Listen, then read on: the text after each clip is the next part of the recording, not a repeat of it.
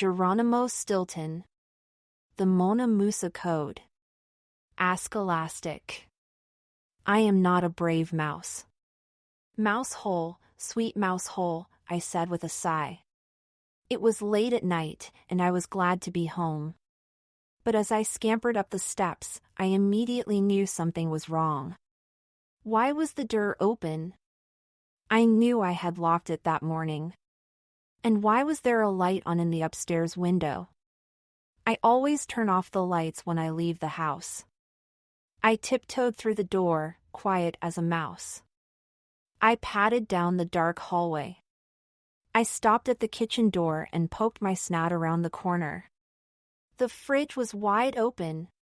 Someone must have broken in. I was sure of it. I shuddered. I must admit, I am a bit of a fraidy mouse. I can't even go to a scary movie without turning as pale as a slice of Swiss cheese. After I watched Nightmare on Cat Street, I couldn't sleep for a week. Suddenly, just like in the movies, a shadow appeared on the kitchen wall. Then I heard strange sounds. Someone was gurgling, munching, chomping. I slowly backed away from the door. But the shadow moved toward me. My heart was pounding like a rat who'd just run a mouseathon. I dashed behind the curtains to hide. Would the intruder find me?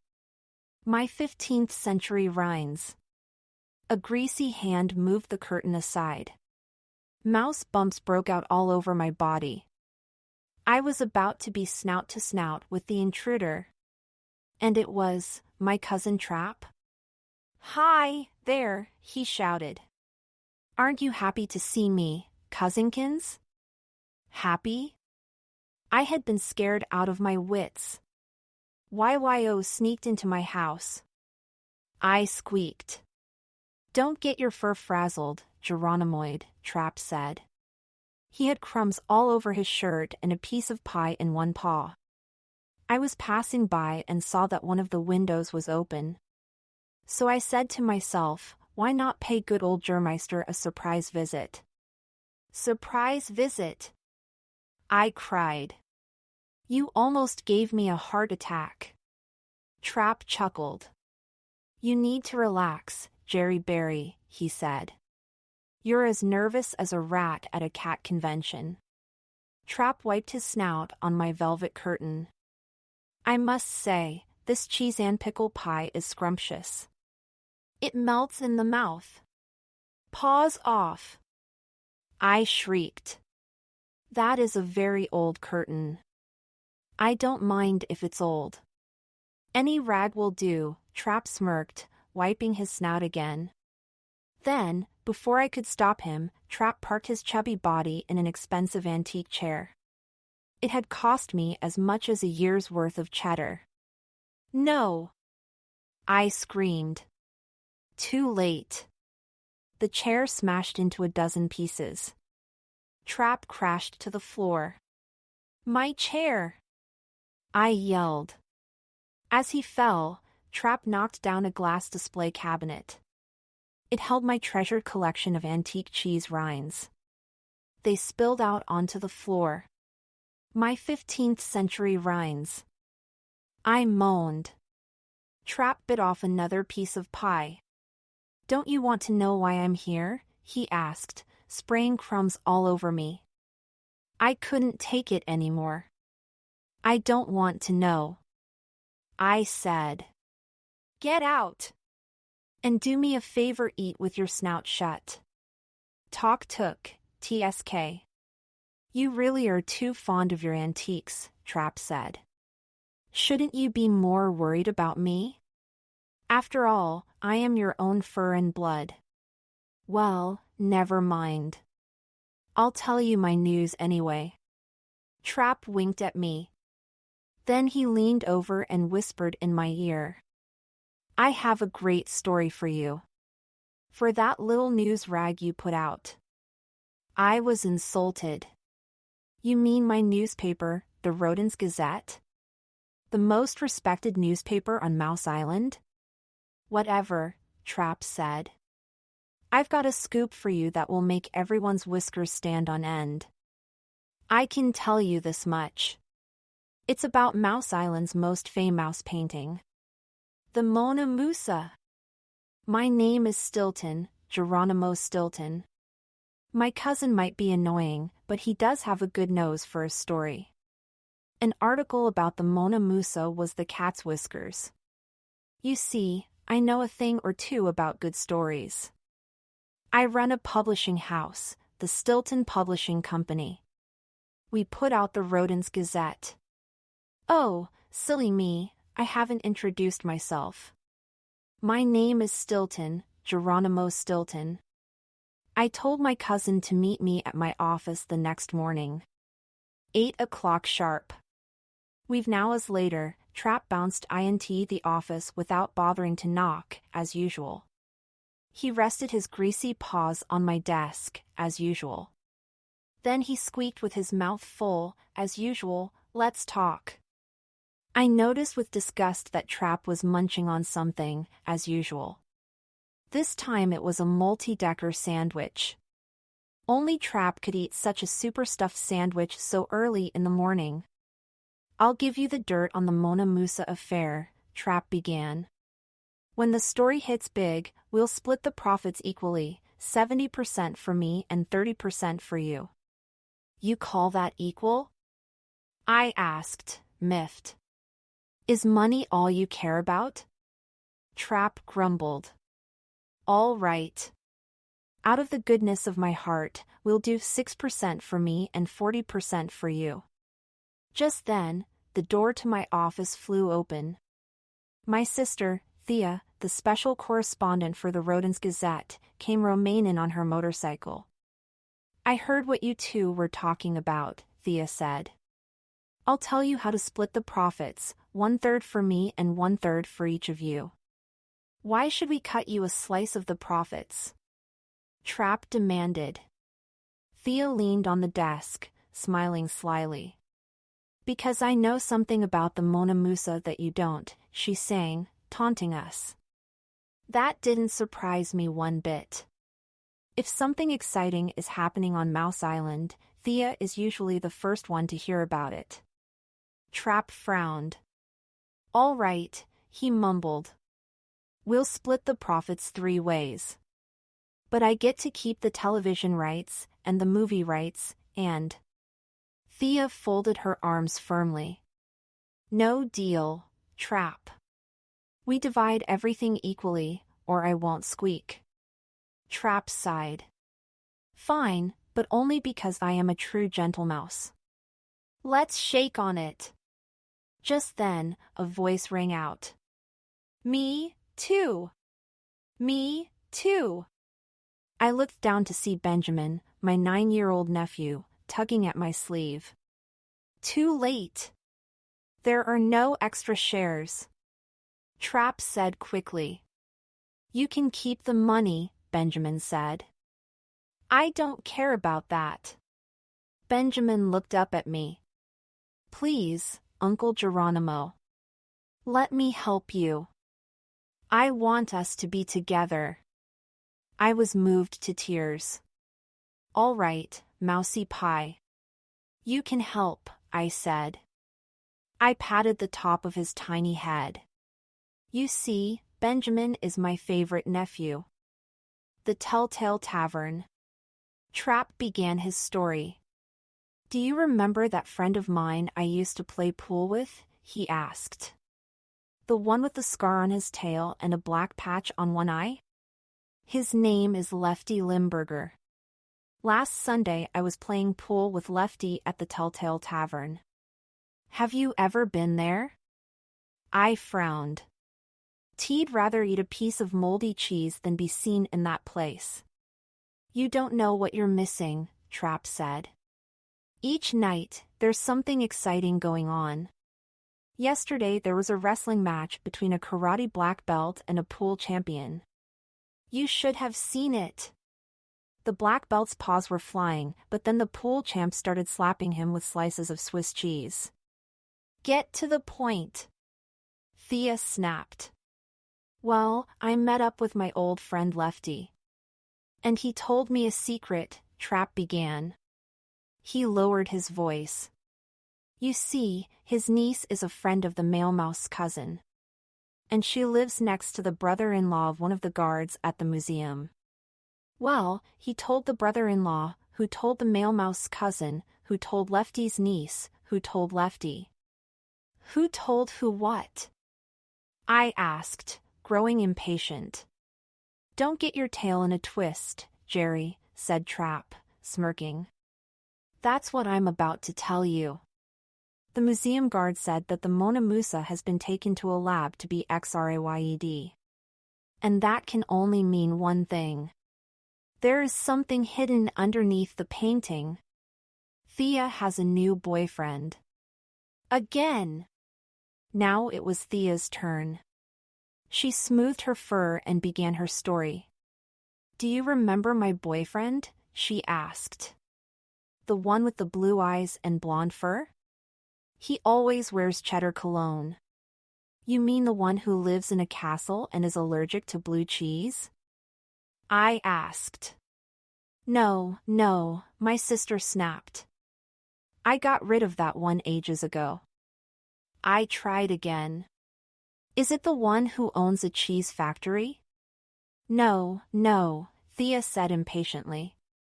He's ancient history. We broke up 6 months ago. I give up, I said. Thea has had so many boyfriends, I would need 6 extra paws to count them all. Well, now I have a new boyfriend, Thea said. His name is Frick Tapioca, and he is the museum's art expert. He told me a secret. While they were restoring the MOUSA, Frick discovered that there is another painting underneath the surface. He is examining the XP results right now. 9 minutes flat. Minutes later, we all bundled into Thea's yellow sports car. We reached the museum in 9 minutes flat. Only 9 minutes from the office to the museum, Thea said proudly. That's my new record. I was shaking like a mouse who's been cornered by a hungry cat. I used to think horror movies were scary. But Thea's driving was even scarier. Holy cheese! I'm going to have a heart attack, I know it. I squeaked. You should never run a red light like that, you know. That truck was so close, I was sure it would chop off my tail. Trap, of course, was impressed. Not bad, cousin, he told Thea. Although I'm sure I could have done better. I bet I could have made it in 8.5 minutes. Thea revved up the engine. Oh, yeah? I accept your challenge. Let's do it again. Oh, no, you don't. Let me out. I cried. I leaped out of the car.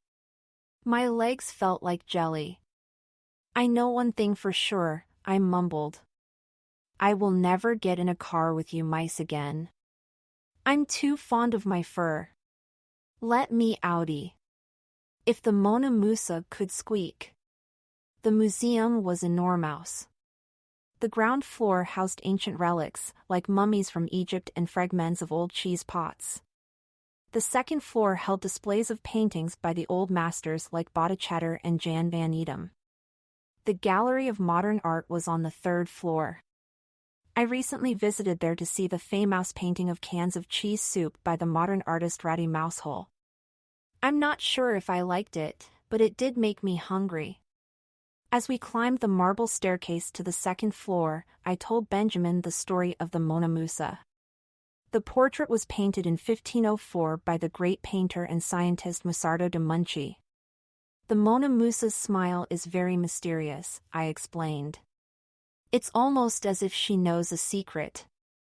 I wonder what the MOUSA would say if she could squeak, Benjamin said. Maybe she is smiling because she knows about the hidden painting. We climbed to the next floor. The Gallery of Modern Art was all chrome-plated steel and glass. We won't be on this floor for long, Thea teased. I know you don't like art unless it's older than one of Grandfather William's whiskers. Just then, a mouse dressed all in black approached us. He wore a pair of round glasses perched on top of his snout. It was the famous art critic Artie Fartsifer. I disliked him on sight. Darling, he shouted, running toward Thea. Darling, she replied. The two of them kissed each other on both cheeks. What a phony, grumbled Trap with his mouth full. He had already found the snack bar and was munching on a frozen cheese cycle. We're here to work, not to chat. Goodbye, darling. Thea waved to Artie. Then she led us up one more flight of stairs, to the 4th floor. That's where the museum's offices and lab were. When we got to the lab, we were greeted by a very shy yet charming mouse. It was Frick Tapioca, my sister's current boyfriend. Frick looked startled. Thea, he stammered. I didn't expect to see you. How is the research on the painting coming along? Thea asked. Frick frowned. I can't squeak about it. That's top secret information. Thea stroked Frick's ear. There are no secrets between us, are there, my little niblet? She crooned. Frick's fur went red. What would you like to know? Everything. Now. Thea demanded. Well. Frick hesitated. Then he looked over at Trap, Benjamin, and me. Who are these people? Thea's voice turned sugary again. They're family. You can trust them, she said. Last week, I started to restore the Mona MOUSA, Frick whispered. I scratched a fragment of paint off the canvas and realized there was another painting underneath. I had the painting XRAYED. My hunch was right. Musardo de Munchi created a hidden painting underneath the Mona MOUSA. Frick produced a CD from under his white lab coat. The hidden painting shows 11 objects, he said. I used a computer to reconstruct them. They're all on this disc. Thea quickly grabbed the CD from him. Thank you, my sweet, she said. Teal just borrow this for a little while. You'll get it back the next time we see each other. Frick beamed. I'll see you again soon, then? When? He cleared his throat. How about tonight? Thea stroked Frick's ear again. I'm busy tonight, my sweet. But maybe next week. Simeon Starchfur or the week after that. Just then, the museum's curator, Simeon Starchfur, came by. He was a tall, lean, distinguished-looking mouse. He wore a blue bow tie and a red vest, complete with a gold watch and chain. Starchfur kissed my sister's paw. Good day to you, Miss Fillon. What brings you here? He inquired politely. Good morning. What a pleasure to see you again, Thea squeaked. Please forgive me, but I must run. Goodbye. We followed Thea down the stairs and back to the street. Then everyone followed her into her sports car. Everyone but me, that is. I decided to take a taxi. I'm too fond of my fur. THEA's mirror. When we got back to the office, we locked ourselves in. We had a lot of work to do. Since we'll be working on this all night, Trap grumbled, I'd better order some food. Trap picked up the phone. Give me your mega huge pizza, I heard him say. No, make that a super deluxe mega huge pizza. Make it extra spicy. And bill it to my cousin Geronimo. I sighed. I hate spicy food. But I didn't feel like arguing with Trap. We had a lot of work to do. I can help, Uncle, Benjamin said. He sat down at the computer and inserted the CD. Images appeared on the screen. Frick had taken the X-ray of the hidden picture and colored it in with a computer mysterious object. There was a statue, a fountain, and a crown. But the rest of the items were hard to identify. Then I noticed tiny writing on the bottom of the screen. "What's that?" I asked, pointing. Benjamin enlarged the words we could read them. The writing didn't make any sense. It looked like some kind of lost language. Then Thea's eyes lit up. "I think I've got it," she said. She took a mirror out of her purse and placed it in front of the writing. As if by magic, the words suddenly became clear. 11 places are yours to find 11 letters you must combine. One single word will give you the key to solve the mystery I give to thee. "I know, Uncle," Benjamin said, his voice filled with excitement. The 11 pictures must represent 11 places in New Mouse City. There must be a letter hidden in each place. We just have to visit each of the places to solve the mystery. "By cheese, I think he's got it," I exclaimed. "What do you think, Trap?" But Trap wasn't paying attention. He was munching on the super deluxe mega huge pizza and watching cartoons on the TV in my office. "You could give us a paw, you know," Thea scolded. "Why should you get equal profits if you don't do equal work?" But Trap didn't budge. "You take care of the brainy end of this operation, and I'll take care of the business end," he said. So, without Trap's help, we worked through the night. We leafed through old books about the history of Mouse Island. We examined map after map. Finally, we were able to identify all 11 places. The Pelican's Pillar at the fish market. The Tail Maesser at the courthouse. The Seal of Mucilius at the cheese factory. The Goblet of the Silver Rodent at the museum. The Fountain of Cheddar at the cheese factory. The Cat's Rock at the amusement park. The Arched Ceiling at the Tricks for Tales joke shop. The Crown of Princess Anger at Curlyfur 7 at the bank. The Pools at the Ancient Baths at the Rat's Lawland Gym. The Sundial at the Telltale Tavern. The Statue of Emeritus Fellow Mouse at the elementary school. 11 places are yours to find 11 letters you must combine. One single word will give you the key to solve the mystery I give to thee. The Pelican's Pillar. "This won't be easy," I said.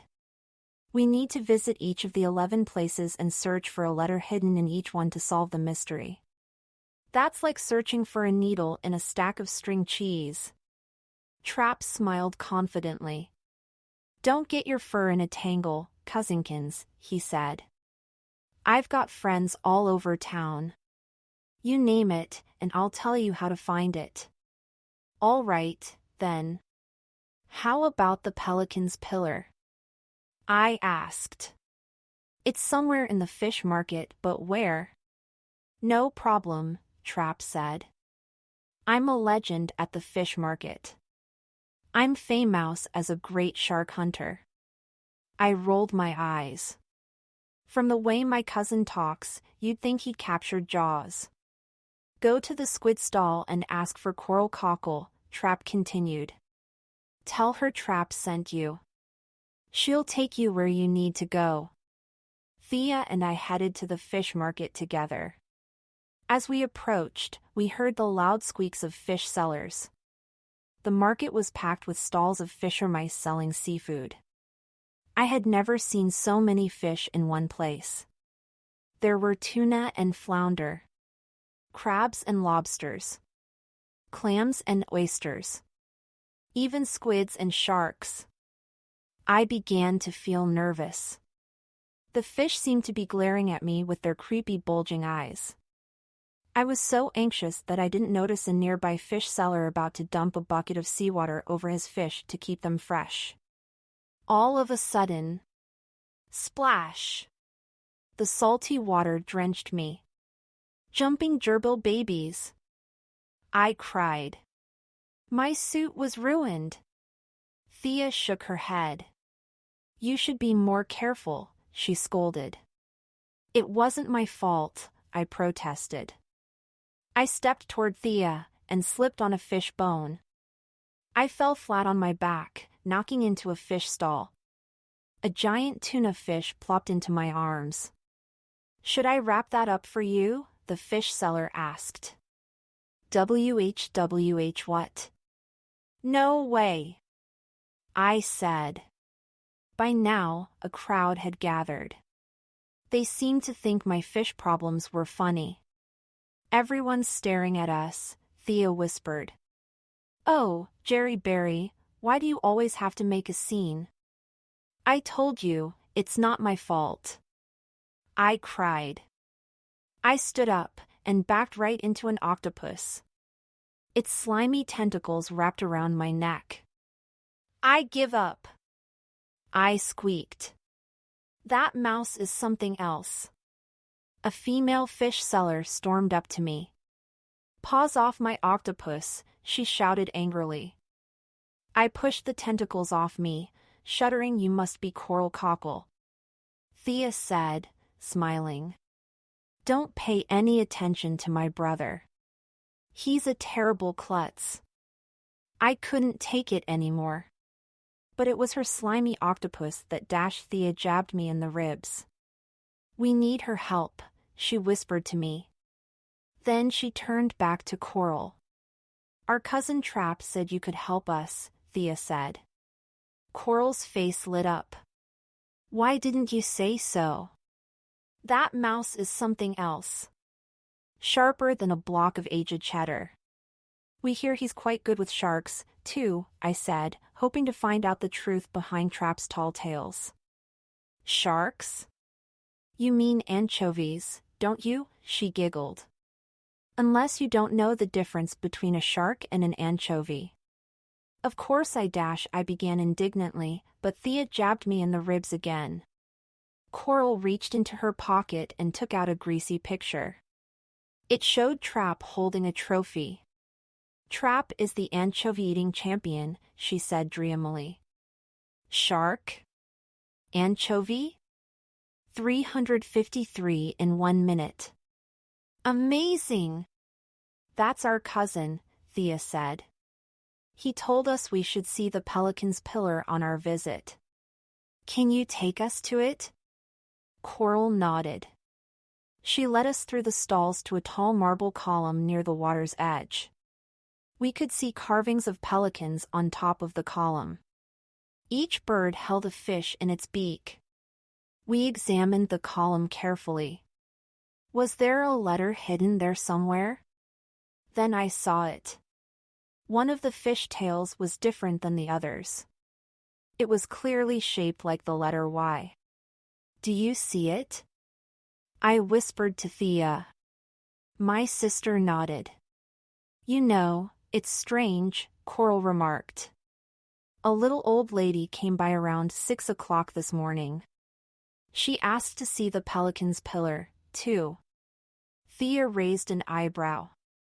What did she look like? She asked. She took out a pen and paper and began taking notes. Coral tried to remember. She wore a red headscarf with blue dots. She carried a basket full of apples. We made a trade, an octopus for an apple, she said. She took an apple out of her pocket and bit into it. We said goodbye to Coral. Tell Trap to come and visit sometime, she called after us. Back at the office, Thea drew a picture of the old lady. Very strange, I thought. I was glad that we had solved the first clue of the MOUSA mystery. But who was this elderly mouse? Was she trying to crack the code, too? The tail measure. We went to work on the second clue, the tail measure. I knew the tail measure was a kind of ancient yardstick. It was used in the year 1000 BC, before cats. I also knew that it was kept at the courthouse. But how would we find it? I'll be as easy as cheese pie, Trap said smugly. Go see my friend Larry Licorice at the courthouse. Tell him I sent you. I had a lot of work to catch up on at the office. So Thea went down to the courthouse on her own. Then she sent me this fax. Urgent, fax. T.O., the Stilton Publishing Company. Attention, Geronimo Stilton. Dearest Jerry, Larry Licorice is a sticky character.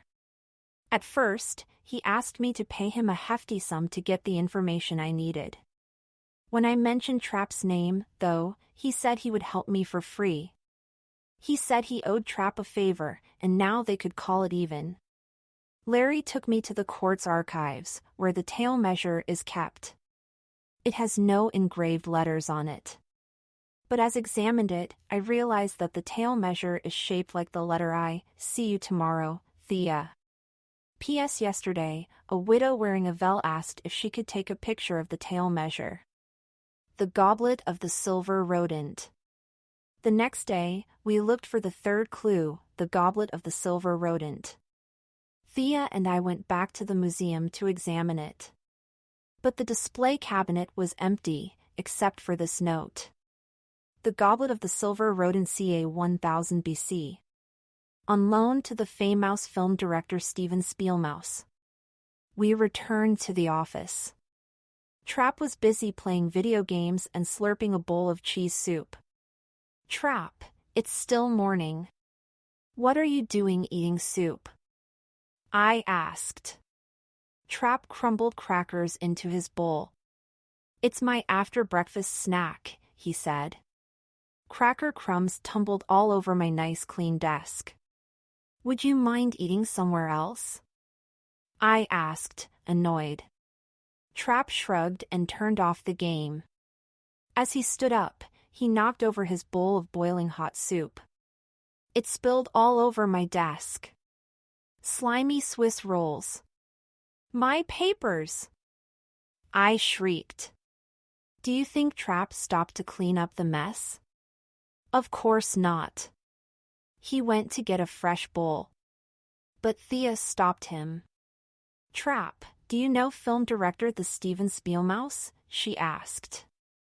Of course I do, Trap answered. Then he frowned. Although I strongly advise you not to mention my name. If he finds out that we are related, deny everything. I had no idea what Trap might have done to upset the great director. But we had to try to find the clue anyway. Thea and I rushed to the film studio. The film set was covered with sand and fake palm trees.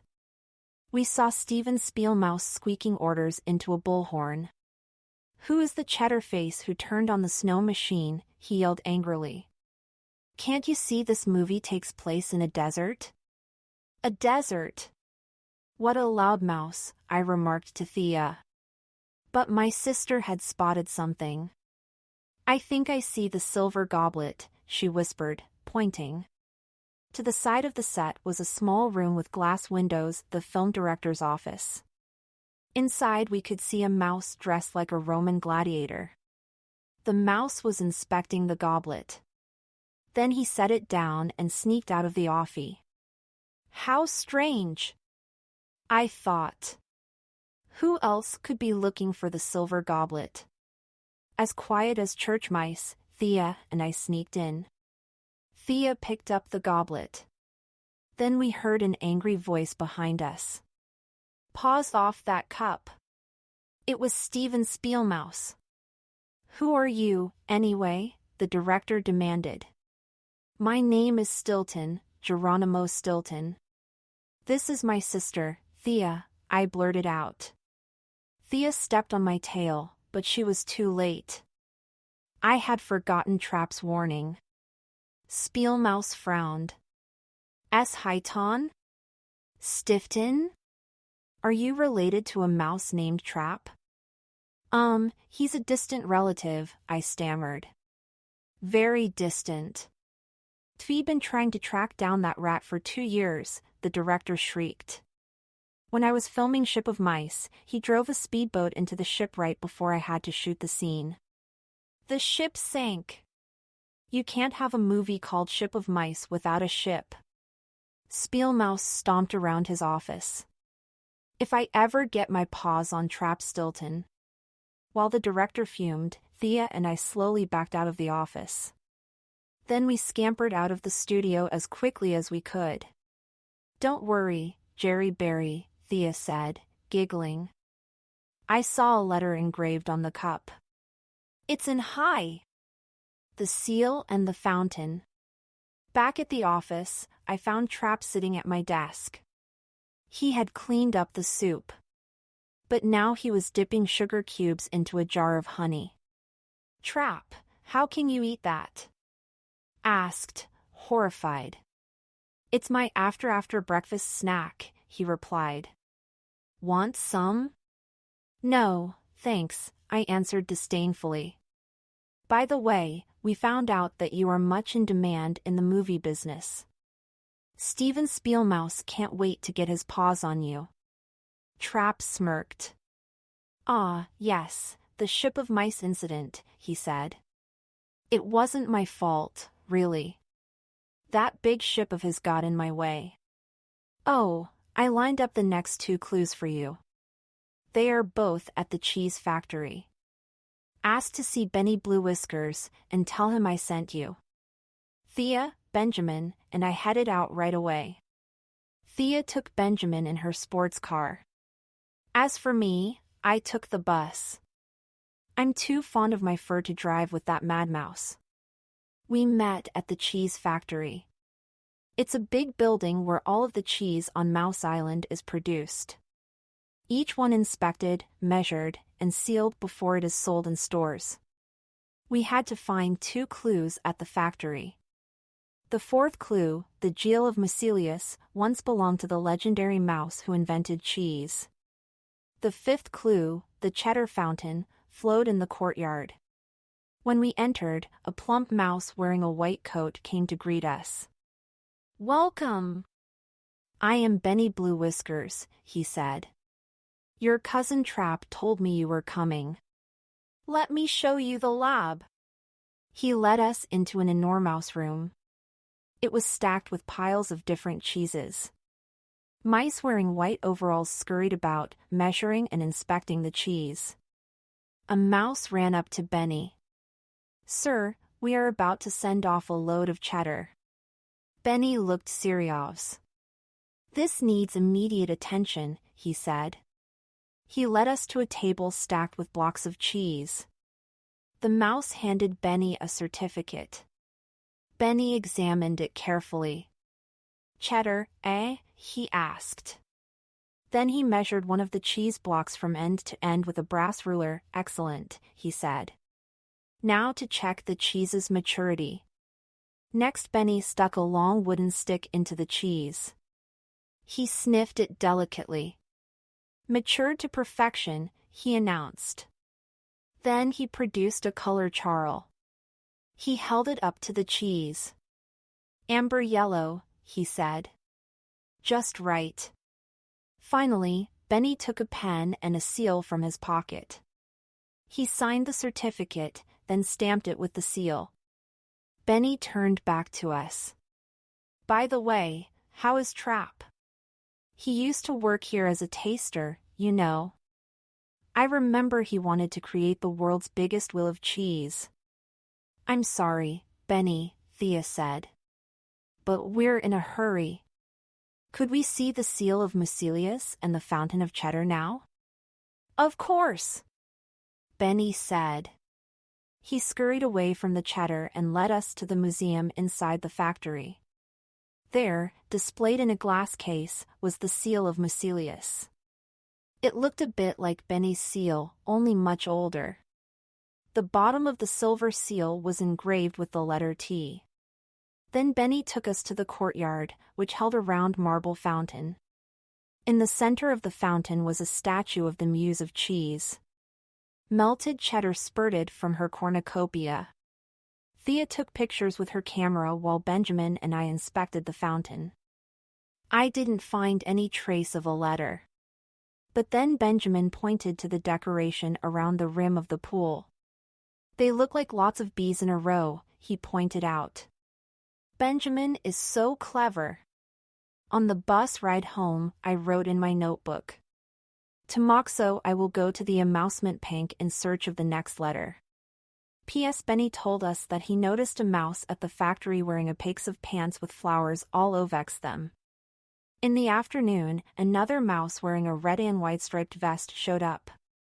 They were both interested in our dues. The cats rock. The next day, Benjamin and I set out in search of the sixth clue. Trap, of course, had a contact for us at the amusement park. Asked to see my friend Chuck Choptail. His friends call him Slick. He is the owner of the roller coaster, Trap had told us. We arrived at the amusement park at 6 o'clock.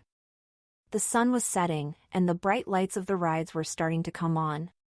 We could see the big Ferris wheel, the merry-go-round, and the bumper cars. I began to feel nervous. Scary movies horrify me. Thea's driving makes me weak in the knees. But the fast rides at an amusement park really terrify me.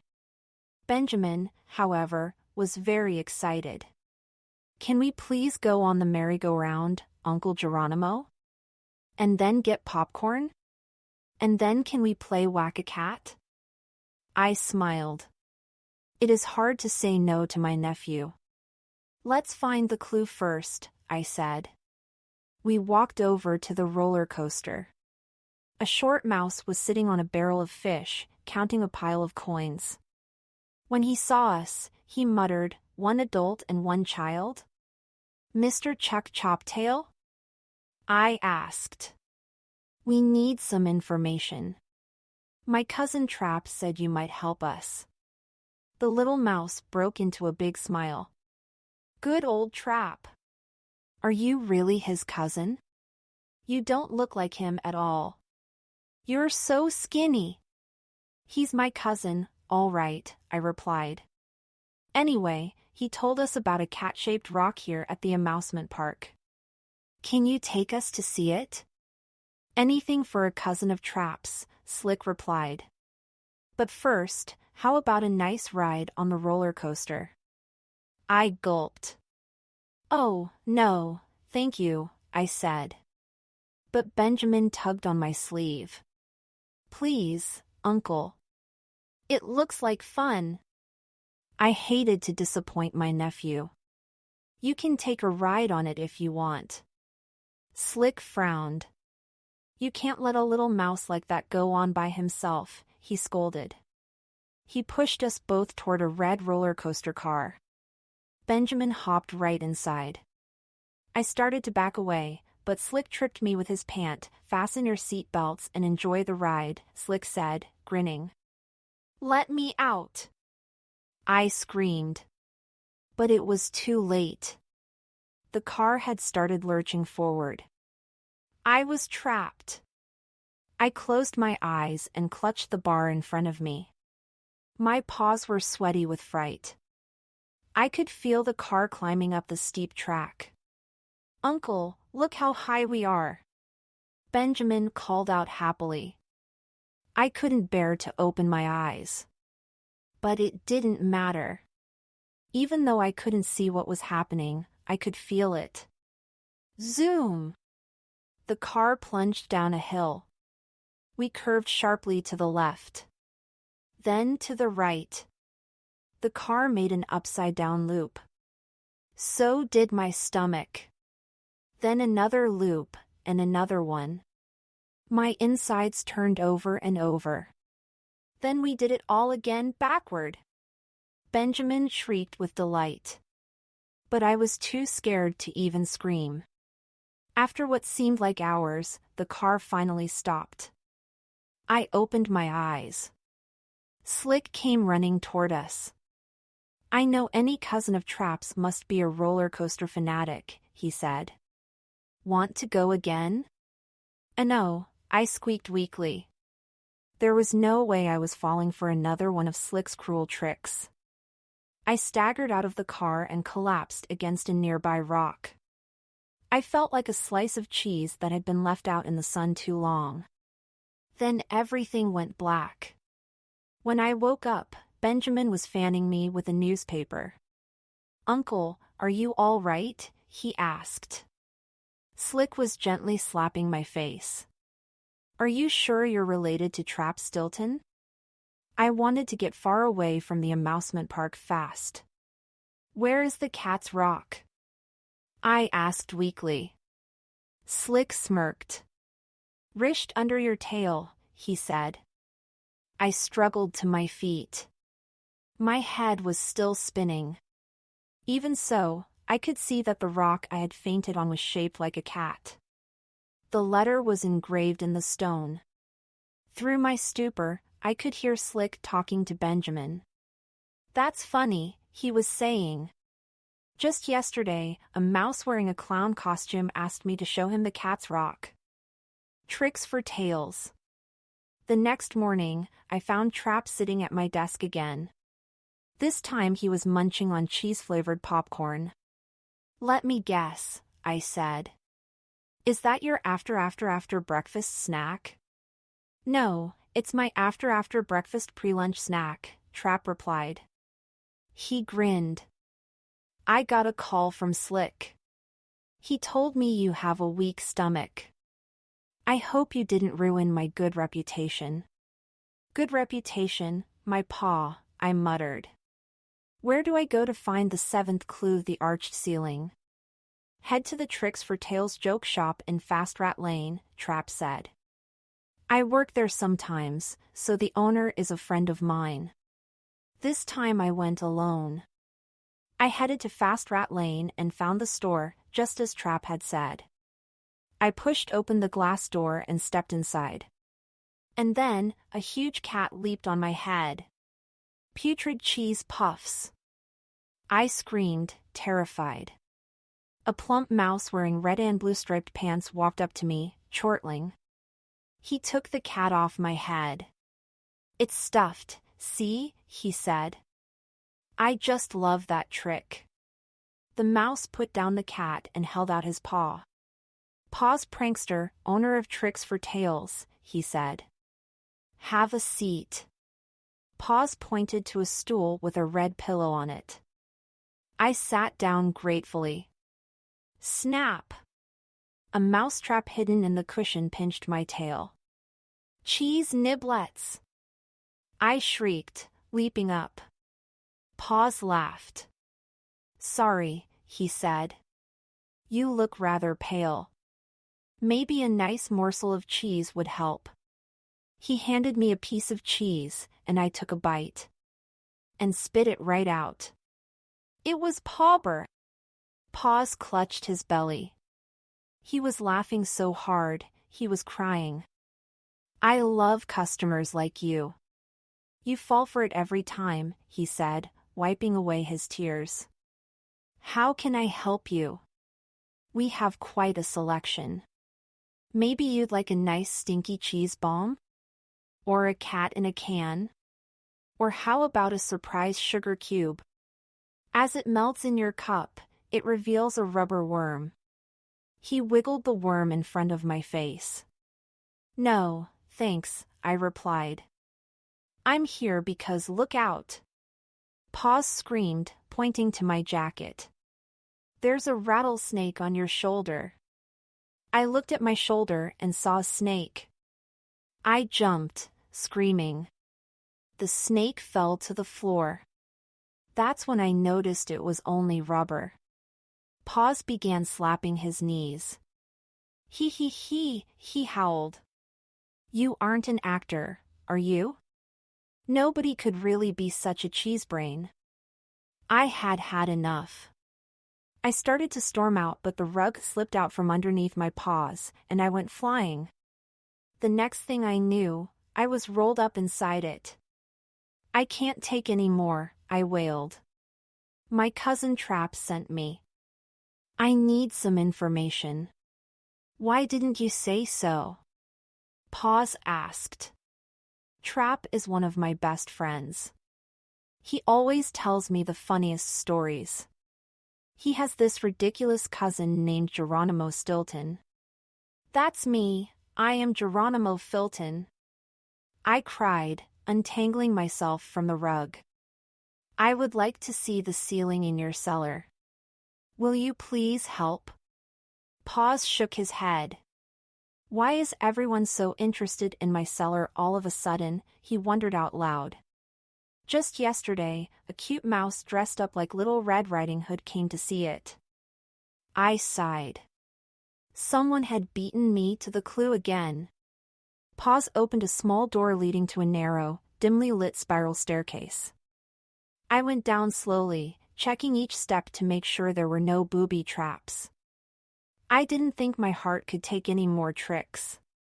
When I got to the cellar, I looked up at the old, arched ceiling. The letter was carved right in the center. First class home. That night, we all went to Trap's house. Thea drove Trap and Benjamin. As for me, I took the bus again. I'm too fond of my fur. My cousin's house was once a train. The walls are covered in wood paneling. It has a big kitchen in front of the first-class car. Trap converted it into his living room. The room is filled with red velvet stuffed armchairs. They are so comfortable. When you sit in them, you feel like you're settling in for a nice, cozy ride on the rails. Trap converted the boxcar into his bedroom. When he pushes on a spring, his bed flips down from the wall. It's very unusual, but then again, so is Trap. Coffee, anyone? Trap asked. He is very proud of his shiny brass coffee machine. There is a winged rodent on top. Trap started up the machine. Steam puffed out of the jets. Soon he poured us pippin' hot coffee into small cups. They were marked with the initials MIR, Mouse Island Railway. I curled up in a leather armchair in front of the fireplace, where bright flames crackled merrily. Benjamin curled up in my lap and fell asleep. Outside, cold winds were blowing, but we all felt warm and toasty in Trap's first-class home. Thea struck her cup with her spoon to get our attention. Today I went to Rodent Bank, where the crown of Princess Angarat Curlyfur 7 is kept, she said. As you know, it is our 8th clue. I discovered that in the middle of the crown there is an A made of tiny diamonds. That makes 8 letters, Benjamin said sleepily. Only 3 more to go. There is something else, Thea said, and her tone was serious. As I was leaving, I saw a strange mouse wearing a raincoat. He was watching me from behind his newspaper. This can't be a coincidence. He must belong to a family of mice, just like us, who are trying to solve the mystery of the MOUSA. Emeritus fellow mouse. We had no time to lose. If we wanted to break the story of the secret behind the MOUSA, we would have to find all the clues before those other mysterious mice did. The 9th clue was a statue of Emeritus Fellow Mouse, the founder of the first elementary school in New Mouse City. Go to see my old teacher, Abacus Fastsums, Trap suggested. He can tell you all about it. So Benjamin and I headed out early the next morning. We got to the school at 7 o'clock, before classes started.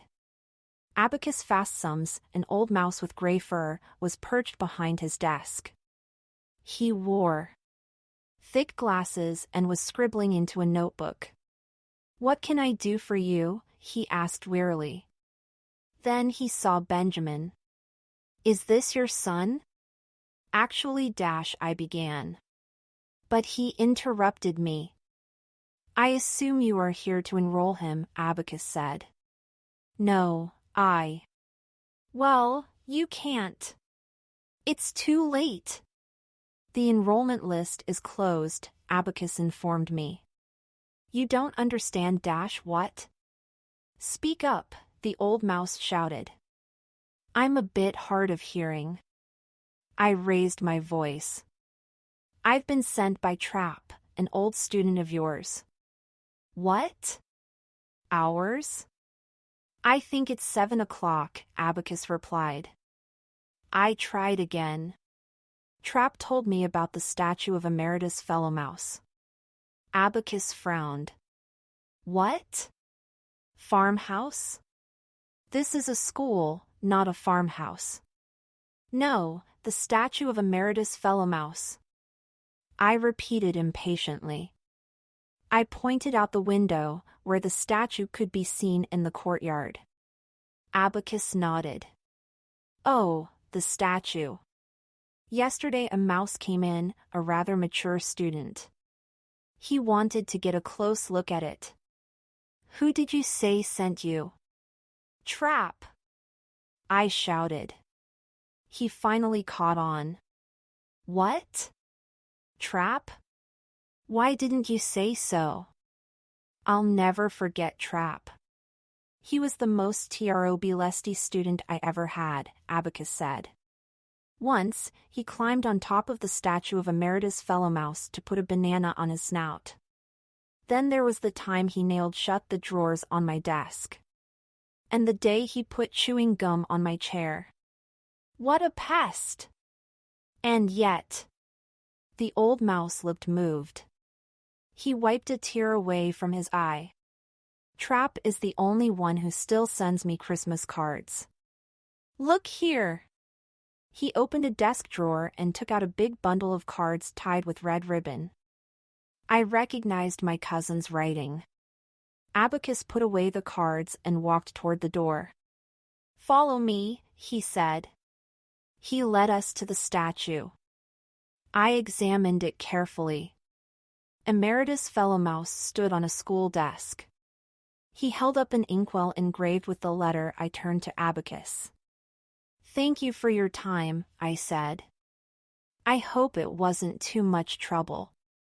Bubbles? I don't see any bubbles, Abacus said. Benjamin giggled. I just sighed and waved goodbye. The pools at the ancient baths. Only 2 more places to check out. Number 10, the pools of the ancient baths, could be found at the Rat's Lawland Gym. Trap told me to talk to his friend Jock Musclemouse, a personal trainer who worked there. When I got to the gym, I was greeted by a rat the size of a cheese delivery truck. He had more muscles than a hunk of Swiss cheese has holes. The mouse picked me up under one arm. You must be here for the full treatment, he said. Well, actually, I began. Jock dropped me in the changing room. Put on some sweats, he instructed me. I changed into sweatpants and a t-shirt. When I came out, Jock pushed me through a door and shut it behind me. Is this the way to the pools? I asked. Then I saw that Jock had put me in a closet, a very hot closet. I was in a sauna. I looked at the thermometer on the wall. Holy cheese! I cried. It's 100 degrees in here. I pushed open the door, gasping for air. Jock looked surprised. Done already? Jock turned on a faucet on the wall, and cold water splashed all over me. You don't understand, I said. I'm here for. Jock picked me up again. This time, he dropped me on a treadmill. It was moving at maximum speed, jumping derbill babies. I panted. How do you stop this thing? Jock switched off the treadmill. Then he plopped me on a table. Nothing like a good massage to soothe your tired muscles, he said. It's all included in the price. Jock began to knead my muscles with his powerful paws. I felt like a slice of cheese going through a shredder. Enough. I screamed. I jumped off the massage table and ran to the door. Jock grabbed me by the tail. Are you planning to run off without paying? He asked. Then he slapped a bill in my paw. I couldn't believe the amount. I didn't ask for a sauna. Or a shower. Or a massage. I squeaked. I absolutely refused to pay. How do you stop this thing? Just then, Thea came by, wearing a trendy workout outfit. Geronimo? What are you doing here? Jock scowled. Do you know this guy? He was trying to scurry away without paying. This is the most exclusive gym in New Mouse City, Thea Kissio in my ear. You're making me look bad. So pay up now. I wrote out a check, furious, while Jock glared at me. As I stormed off, Thea stopped me. What brings you here, anyway? She asked. I'm looking for the 10th letter, I explained. You didn't have to come all this way, Thea said. I looked at the pools this morning. They're shaped like the letter N. The last letter. After I gave Jock a mega-huge check, he became a lot friendlier. He told me a mouse in baseball gear had visited the gym, looking for the pools. Thea, Trap, Benjamin, and I held an emergency meeting in my office. Those mysterious mice may have already solved the mystery. I said. We need to run to the sundial at the Telltale Tavern to find the 11th letter. Any volunteers? Trap smirked. The letter on the sundial is U, ratlets, he announced. I was at the Telltale yesterday. I wanted to ask my friend Tootsie for his recipe for Crème Sihi's cupcakes. While I was there, I looked at the sundial. Tootsie told me that a mouse in a motorcycle jacket came to see the sundial just before I did. Good work, Trap, Thea said. My cousin trotted into the kitchen. He came back holding a platter of what seemed to be food. A terrible smell reached my snout. Let's celebrate, he said. How about some pickled onions smothered in grape jelly? Or anchovies dipped in honey? My stomach did a somersault. No, thank you, I said.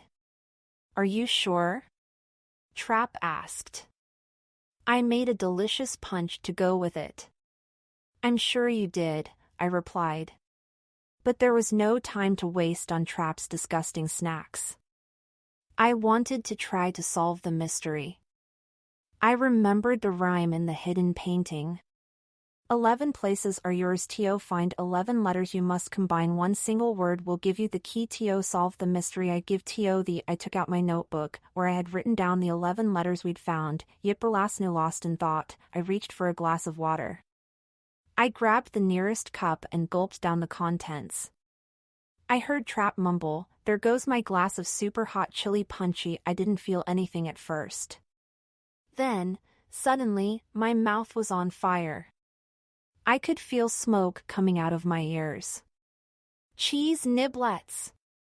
I shrieked. Maybe it was the sudden shock, but all at once, a single word popped into my head. Arched ceiling L, crown of Princess Angarat curly fur 7a, fountain of Cheddarby, pelicans pillar Y, cat's rock R, tail measure I, pools at the ancient baths N, seal of Macelius T, gobel of the silver rodent H, sundial U, statue of emeritus fellow mouse S, labyrinthus. Labyrinthus, I muttered. Of course! The labyrinthus was an ancient library. I read about it in a manuscript written by Musardo de Munchi himself. I have a copy in my private collection. Has the chili punch gone to your head? Trap asked. I ignored him. I dashed to my library and found the manuscript. I began reading aloud. The labyrinthus, a great library, stood in the heart of town. It was a maze of thousands of corridors. The poor soul who entered its hallways might never find the way out. Alas, now our beloved city is threatened by the great war of the cats.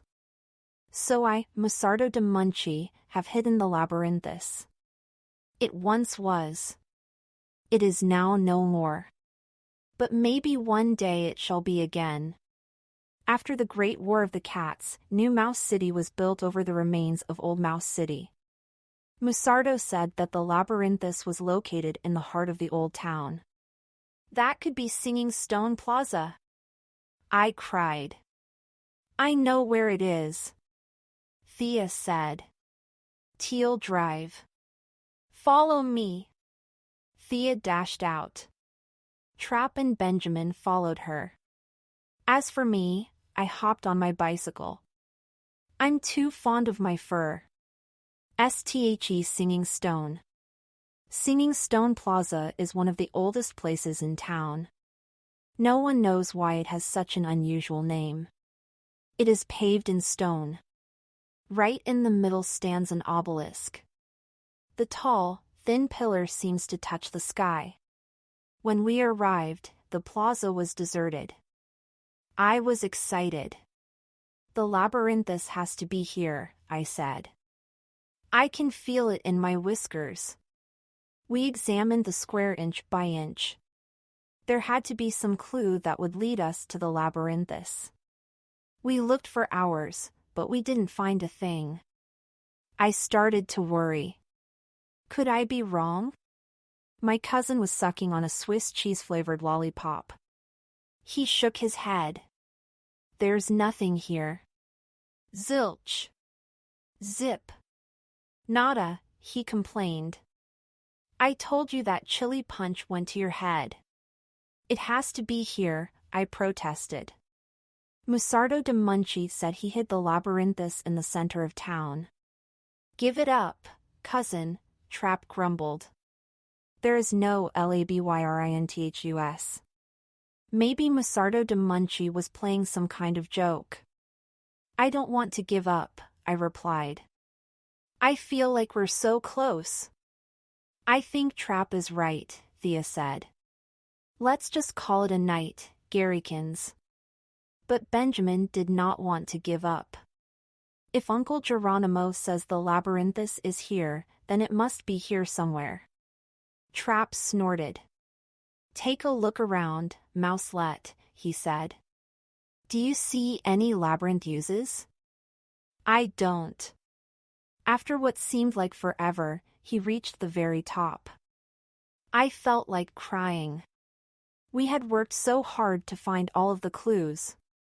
Trap must have seen the sad look on my snout, because he stood up. Tell you what, cousinkins, he said. I'm going to check for you one more time. Maybe we just need a better view. To my amazement, Trap walked up to the obelisk and began to climb it. He shimmied up the pillar like a cat climbing a tree. Trap, come down! I shouted. It's too dangerous. But Trap kept climbing. You should see the view from here, he called back cheerfully. Higher and higher he went. I got dizzy just looking at him. After what seemed like forever, he reached the very top. There is no labyrinthus. Sorry, cousinkins. Trap shouted from the top of the obelisk. There is no labyrinthus, in this. Trap's voice bounced all over the square. It's an echo. I said. Maybe that's why it's called Singing Stone Plaza. The echo kept repeating, in this. It bounced off the bench, the bushes, the stones, in this. The echo grew louder and louder. It really did sound like the square was singing. In this. The echo was so loud, it made the ground shake under our paws. Is it an earthquake? Thea asked. This isn't an earthquake, I said. The stone circle we are standing on is shifting. We've got to move, fast. Trap slid down the obelisk. I grabbed Benjamin's paw, and we all scurried away as fast as we could. We reached the edge of the plaza and jumped off just in time. The stone circle was turning upside down. The tall obelisk disappeared into the earth. As the flip side of the square settled into place, a long, gray building appeared. One word was etched in the stone over the door, labyrinthus. I was so excited. I was right. Musardo de Munchie had hidden the clues in the MOUSA painting to keep the location of the labyrinthus a secret. But we had found it. We waited until the square was completely still. Then we approached the labyrinthus. We pushed open the stone door and found ourselves facing a tangle of dark corridors. They seemed to go on forever. The walls were lined with bookcases full of books. I shivered. No rodent had set paw in these halls for hundreds of years. Benjamin grabbed my paw. "Keep close, Uncle," he said.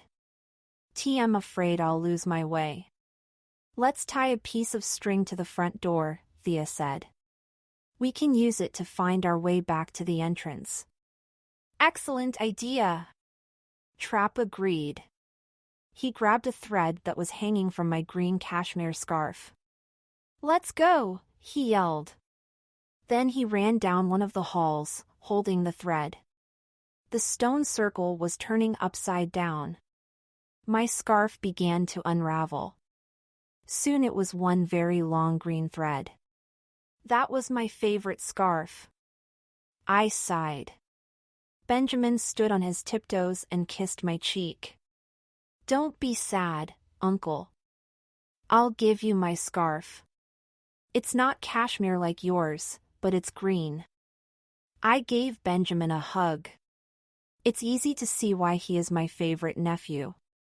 We entered the dark hallway, following the thread. Thea led the way, shining a flashlight.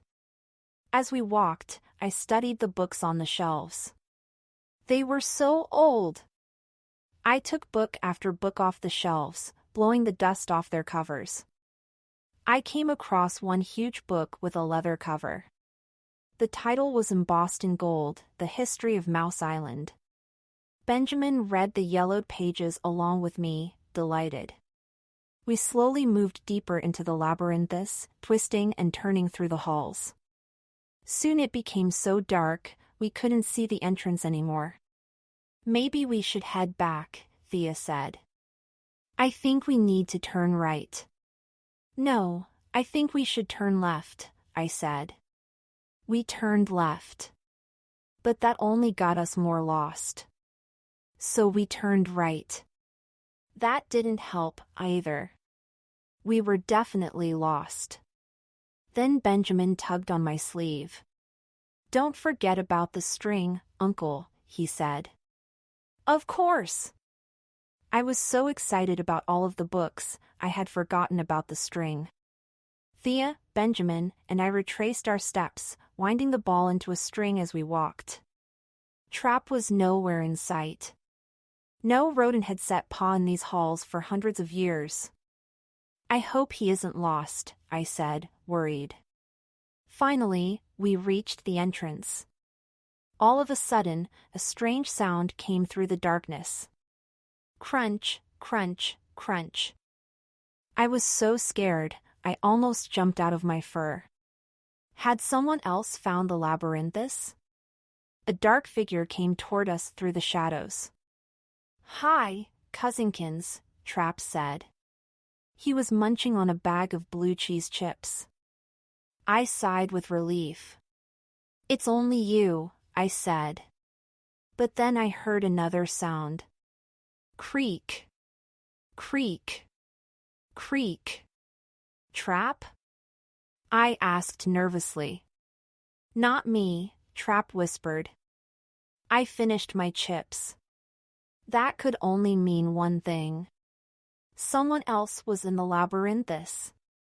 "Spill the beans, Cheddarface." We quickly hid behind a bookshelf. Thea turned off her flashlight. "SSH. Nobody make a sound." I whispered. Creak, creak, creak. The sounds got closer and closer. From our hiding place, we could see our flashlight moving in the darkness. A mouse-shaped shadow loomed on the wall. "He's mine," Trap whispered. "Just watch." Trap leaped out and grabbed the intruder by the tail. "Got you, Furbrain!" Trap yelled. We all jumped out from behind the shelf. Thea turned on her flashlight. She aimed it at the intruder. "Let's see who you are, you rat finks," she shouted. The light shone on a long and narrow snout. a pair of gold-rimmed glasses, a blue bow tie and a red vest. Simian starch fur. I cried. The distinguished curator of the museum was sneaking around after us. I was stunned. Trap had Simeon in a headlock. The curator waved his paws wildly, trying to speak. Spill the beans, cheddar face, Trap said. Where are all of those mysterious mice who were helping you? Let him go, Trap, I said. I think he wants to say something. Trap loosened his grip. Simeon swallowed, gasping for air. Painting. He gasped. Counsel, investigation. What? Thea asked. Sounds like you've got a frog in your throat. I can't hear you. Squeak up. Simeon fumbled in his vest. He took out a piece of paper covered with official-looking stamps. He handed it to Thea. She read it aloud. The Great Council of Mouse Island instructs Simeon Starkyer, esteemed curator of our museum, to undertake a secret investigation of the picture hidden under the MOUSA. I grabbed the paper in disbelief. The Great Council? I asked. Those important rodents called all the shots on Mouse Island. Simeon nodded. When Frick Tapioca discovered another painting under the MOUSA, I knew it was an important discovery, he began. I also knew it should remain secret. I asked the Great Council for permission to investigate. Then I traveled all over Mouse Island, looking for the 11 letters. What a struggle! I didn't figure out that the key word was labyrinthus until tonight. Trap looked sheepish. Does that mean I have to let him go? I nodded, and Trap released the curator. Simeon dusted off his vest and straightened his glasses. That's some grip you've got there, young mouse, he said, rubbing his neck. Trap was still suspicious. If you wanted to keep things a secret, then who were those mysterious mice following us around? He asked. There was that clown. And the mouse in motorcycle gear. And the widow wearing a veil. He took a piece of paper from his pocket. It showed Thea's drawings of all 11 suspects. Simeon smiled. There is no one else, he said. I'm the one you're looking for. He opened his briefcase. Inside was a jumble of disguises. Here is the helmet worn by the motorcycle mouse, he said, holding it up. And here is the clown's wig, and who were those mysterious mice? A mouse wearing a pair of floral pants and another wearing a striped vest. Widow's veil. I bought everything at a shop that sells tricks and costumes. Trap inspected the contents of the briefcase. Then he grinned and slapped Simeon on the back. I know where you got this stuff, he said, chuckling. At Tricks for Tales, my favorite joke shop. We should go together sometime. My friend Paws Prankster will give us a discount. A first rat story. A month has gone by since we discovered the labyrinthus. You won't believe everything that has happened since then. First of all, the labyrinthus has been turned into a museum. Thousands of rodents visit every day. It makes me so happy to know that mice all over Mouse Island are enjoying those rare books. But that's not all. There is another piece of news. Can you guess where I am right now? I'll tell you. I'm on the set of a new movie, The MOUSA Code. Can you guess who's directing it? Steven Spielmouse himself. It's a film version of the book written by yours truly, Geronimo Stilton. Right now, it's #1 on the bestseller list. I knew this would be a first rat story. It's a film version of the book written by yours truly, Geronimo Stilton. I'm too fond of my fur. Tonight is a special occasion. The museum is going to present Thea, Trap, Benjamin, and me with an award. It's every mouse's dream, the golden rind. Cheesecake! I'm so happy. This is better than winning the mouse lotto.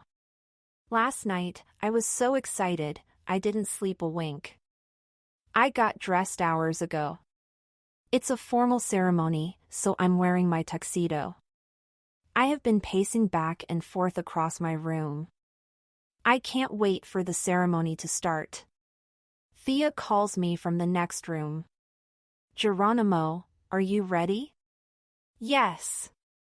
I answer, running out. Thea is standing there in her gown, holding the keys to her sports car. She opens the door, hops into the car, and takes off, alone. I leave my mouse hole and walk to the subway station. It will be crowded at this time of day, but I don't care. I'm too fond of my fur.